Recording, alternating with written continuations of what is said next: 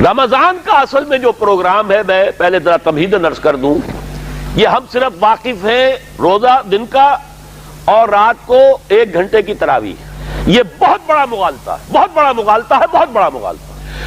اصل میں رمضان کا پروگرام کیا ہے؟ دن بھر کا روزہ اور رات کے اکثر حصے کو قرآن کے ساتھ لے کر جاگنا۔ اب یہ رات کا کھڑا رہنا، اس کی کتنی مقدار ہوگی، کہاں سے معلوم کریں گے؟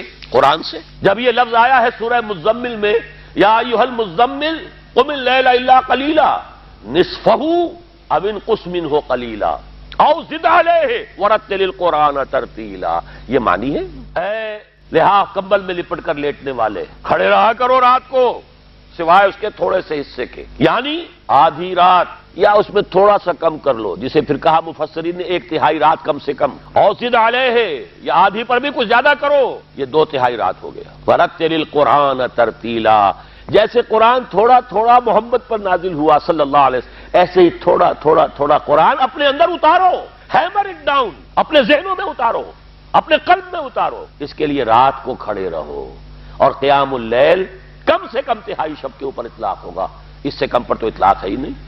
اس کے لیے جو ہم نے نظام بنایا ہے، غور کیجئے، یہ میں کہہ سکتا ہوں یہ طرز خاص ہے، ایجاد میری، جیسے کہ حفیظ نے کہا تھا، کیا پابند نئے نالے کو میں نے، یہ طرز خاص ہے ایجاد میری۔